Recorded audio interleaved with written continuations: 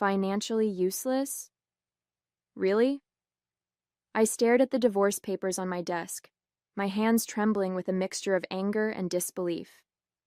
The words jumped out from Daniel's statement like a slap in the face. Wife has demonstrated consistent financial incompetence and inability to contribute meaningfully to our marriage. My name is Judith, and at 30 years old, I never expected to be labeled financially useless by my husband of 5 years, especially not while I was in the final stages of selling my tech startup in Palo Alto. The irony would have been funny if it wasn't so painful. I glanced through the glass walls of my office, watching Amanda, my secretary, giggling at something on her phone. She'd been acting strange lately, taking longer lunches, making mysterious phone calls, and being oddly interested in our company's acquisition talks. Now, seeing her designer handbag and new shoes, pieces of the puzzle were starting to click into place. The notification that popped up on my laptop brought me back to reality. Another email from our acquisition team. The deal was nearly complete. $800,000 for my software company that specialized in AI-driven market analysis. I'd kept the negotiations quiet, not out of secrecy, but because I'd learned early in my career that success speaks louder than announcements. Daniel, with his real estate background, had always dismissed my work as playing with computers. He never understood what I was building, and honestly, he never tried to. Your little project, he called it, even as we gained clients and recognition in the tech industry. Judith? Amanda's voice interrupted my thoughts as she poked her head into my office. Daniel called. He said he'll be sending someone to pick up his things this weekend. Thank you, Amanda, I replied, keeping my voice neutral. I noticed her subtle smirk as she turned away, her new diamond bracelet catching the sunlight, the same style Daniel's mother had given me for our first anniversary. I turned back to my laptop, opening the secure folder containing all our company's documentation. First thing tomorrow, I would revoke Amanda's access to our systems, standard protocol for an employee giving notice, which I was certain would come any day now. The final divorce papers needed my signature. Daniel wanted a quick, clean break, citing irreconcilable differences and my supposed financial ineptitude. Little did he know that while he was planning his exit, I was closing the biggest deal of my career. I reached for my pen, a strange sense of calm washing over me. Sometimes the best response isn't a response at all. It's simply letting people reveal who they truly are. 3 days later, I sat across from my attorneys in their sleek downtown Palo Alto office, finalizing both the divorce and acquisition paperwork. The timing was almost poetic, signing away my failed marriage with one hand and securing my company's future with the other. Ms. Kennedy, you understand that by not contesting the divorce or disclosing the pending sale, Mr. Harrison will have no claim to your business assets? Barbara, my corporate attorney, asked, pushing her glasses up her nose. I nodded, remembering the night 6 months ago when I first suspected something was wrong. Daniel had been working late more often, and Amanda had started asking peculiar questions about our company's valuation methods and investor contacts. I'd hired a private investigator then, not out of jealousy, but to protect my intellectual property. The photos they provided of Daniel and Amanda's private lunches were almost secondary to my concerns about potential corporate espionage. I understand perfectly, I replied, signing another document. Daniel made his choice believing I was...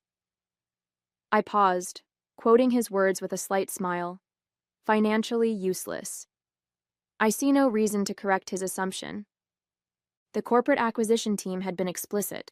Absolute confidentiality until the deal closed. Even our employees didn't know yet, though they'd be pleasantly surprised by the retention bonuses I'd negotiated for them. Well, most of them would be. My phone buzzed with a text from my VP of engineering. Amanda just submitted her resignation, effective immediately. Says she's pursuing an exciting new opportunity. Right on schedule, I murmured, earning a curious look from Barbara. Should we be concerned? She asked. I shook my head. No, just the expected departure of someone who thinks they've found a better opportunity. I didn't mention that I'd already transferred all her access to a monitored account that would track any attempts to access sensitive information. In tech, You learn to prepare for exits before they happen. Later that afternoon, I overheard two developers discussing how Amanda had been bragging about her brilliant investment opportunity, something about exclusive real estate deals that would double investors' money within months.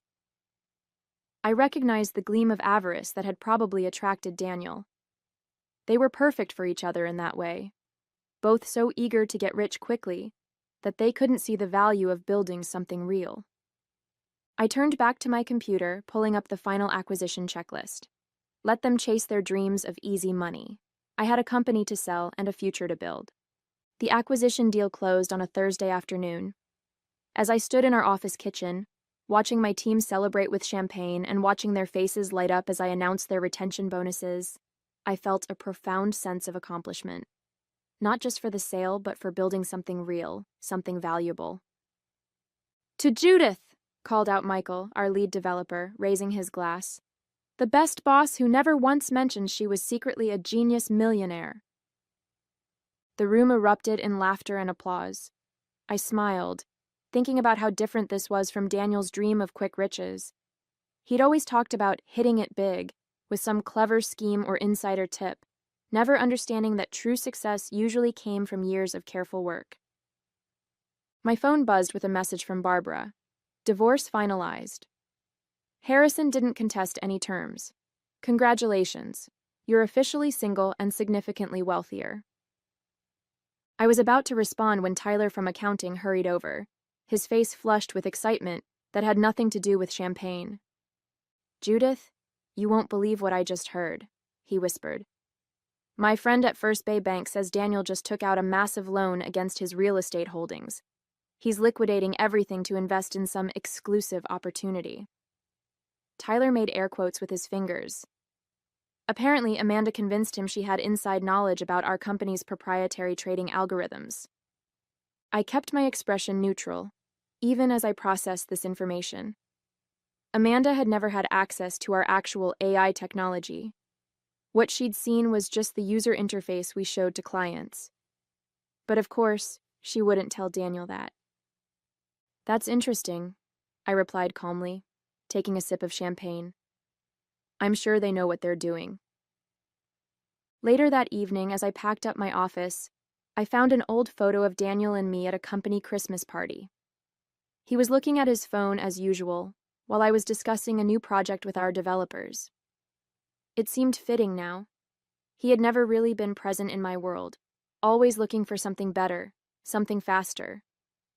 I dropped the photo in the recycling bin and picked up my laptop. Tomorrow, we'd begin the integration process with our acquiring company. I had a 3-year contract to continue leading my team, developing our technology further with the resources of a major tech firm behind us. As I walked to my car, I saw a text from my old private investigator. "Thought you'd want to know. AM just bought one-way tickets to the Cayman Islands. Solo traveler." I didn't respond. Instead, I turned off my phone and drove home to my new condo in the hills, where I had a glass of wine on the balcony, watching the sunset over Silicon Valley. Sometimes success isn't about getting even. It's about moving forward and letting others face the consequences of their own choices. 2 months after the acquisition, I was deep in meetings about expanding our AI platform when the first signs of Daniel and Amanda's downfall began to surface. I was reviewing integration plans with our new parent company when Lisa, my former assistant from accounting, called. "Have you seen the news?" she asked without preamble. "Daniel's real estate office just announced they're closing. There's a crowd of angry investors outside their building." I pulled up the local business news on my laptop. Sure enough, there was Daniel's office, with a group of people holding signs about fraud and demanding their money back. I recognized several faces, other real estate agents who had worked with him over the years. Apparently, they all invested in some kind of exclusive investment fund, Lisa continued. Something about proprietary trading algorithms and guaranteed returns.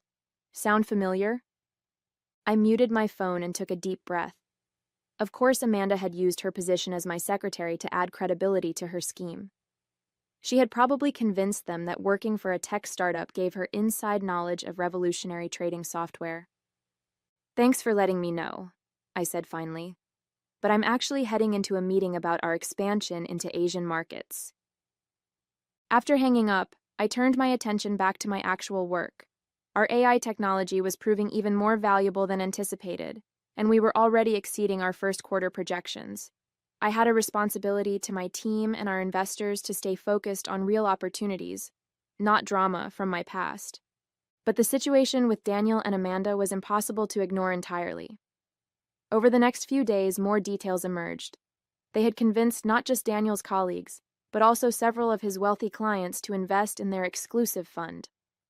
The promise of proprietary trading algorithms, supposedly based on insider knowledge from their connection to my company, had been too tempting to resist. "Mrs. Harrison?" A voice interrupted my thoughts. I looked up to see a detective standing in my office doorway. "It's Ms. Kennedy now," I corrected him. "How can I help you?" "We're investigating a potential investment fraud involving Amanda Martinez and Daniel Harrison. We understand Ms. Martinez was employed here?" I nodded, pulling up Amanda's employment file on my computer. "She was my secretary for 2 years. Her access was limited to basic administrative functions. She had no involvement with our proprietary technology." The detective took notes as I outlined Amanda's role and responsibilities. "And when did she resign?" "About 2 months ago, right before my divorce was finalized." I handed him a copy of her resignation letter. Everything was documented through HR. "Are you aware that she and Mr. Harrison have disappeared with approximately $3.2 million in investor funds?" I kept my expression neutral. "No, but I'm not surprised. Amanda was very interested in our company's acquisition talks, though she never had access to any sensitive information. I assume she used that perceived connection to add credibility to whatever scheme they were running." The detective looked at me curiously. "You seem very calm about this." I gestured to the busy office beyond my glass walls, where my team was working on actual innovations. "I'm running a legitimate technology company that just sold for $800,000 and is now expanding globally. I don't have time to worry about people who chose to believe in get-rich-quick schemes." The next few weeks brought a cascade of revelations. During my morning coffee run at my favorite Palo Alto cafe, I overheard 2 of Daniel's former colleagues discussing their losses. "He took everything. My retirement savings, my kids' college fund," one man said, his voice breaking. "Amanda showed us all these fake trading reports, said we were making 40% returns monthly." "How could we have been so stupid?" his companion replied. "Just because she worked at a tech company, we thought—" I quietly paid for my coffee and left. Back at the office, I had more important matters to focus on. Our AI platform was expanding faster than projected, and I was interviewing potential leads for our new Singapore office. Real success, built on real innovation. That afternoon, Barbara called with an update. "The FBI is involved now," she said. "Apparently Amanda and Daniel set up shell companies in 7 different states. They're estimating total losses around $5 million. "Any sign of them?" I asked, more out of curiosity than concern. "The Cayman Islands account was emptied 2 days after they arrived. They were last seen boarding a yacht, but surveillance lost track of them after that." Barbara paused. "The investigators want to know if you'd be willing to make a statement about Amanda's role at your company." I considered this. "Send them our HR records and my previous statement. Amanda was a secretary who had no access to our technology. Anything she claimed otherwise was fraud, plain and simple." "They also found some interesting emails," Barbara added. "Apparently Daniel was bragging to investors about how he was leaving his financially useless wife just before hitting it big with this investment scheme. The timing is ironic." I smiled slightly, remembering his words in the divorce papers. "Karma often has better timing than we do, Barbara. Now, I need to prep for my board presentation. We're looking at expanding into medical AI applications." Later that day, I walked through our office, watching my team at work. The acquisition had allowed us to hire more developers, and our technology was evolving in ways I'd only dreamed of before. On one screen, I saw our AI analyzing cancer treatment outcomes. On another, it was predicting climate change patterns. My phone buzzed with a news alert. Local real estate mogul and former tech employee wanted in multi-million-dollar investment scam. The article included photos of Daniel and Amanda looking polished and professional, promising incredible returns based on proprietary AI trading algorithms. Michael, my lead developer, glanced at my phone. "Hard to believe they thought they could fake our technology," he said. "We've spent years developing these algorithms." "People believe what they want to believe," I replied, setting my phone aside, "especially when they're looking for easy money." "Speaking of money," Michael grinned, "the medical AI prototype just passed its first round of testing. The venture capital firms are already calling." I smiled, turning my attention to the future rather than the past. While Daniel and Amanda had been selling lies, we'd been building something real, technology that could actually change lives. "Let's focus on that," I said. "We have a lot of work to do." 6 months into our acquisition integration, I was presenting our medical AI breakthroughs at a major tech conference in San Francisco when the story finally broke wide open. The Wall Street Journal had published an extensive expose on Daniel and Amanda's scam, complete with details that even I hadn't known. During a break between sessions, I scrolled through the article on my tablet. They had apparently started planning their scheme the moment our acquisition talks began. Amanda had used her position as my secretary to create fake documentation, combining snippets of our actual AI technology with completely fabricated trading results. "Ms. Kennedy?" A reporter from Tech Weekly approached me as I left the stage. "Any comment on the Harrison-Martinez investment scandal? Given your connection..." "My connection is limited to running the legitimate technology company they tried to imitate," I interrupted politely but firmly. "Our AI platforms are helping hospitals predict patient outcomes and assisting climate scientists. That's what I'm here to discuss." Back in my hotel room, I received an email from the FBI's Financial Crimes Unit. They'd found evidence that Daniel had tried to access my company's servers multiple times after I'd revoked Amanda's credentials, attempting to steal actual trading algorithms to cover their tracks. "Your security measures prevented any breach," the agent wrote, "but we'd like your team's help tracking their digital footprint through various cryptocurrency exchanges." I forwarded the request to our security team. We'd help law enforcement, of course, but I had more pressing matters to handle. Our medical AI had just received fast-track approval for hospital trials, and several major healthcare providers were eager to partner with us.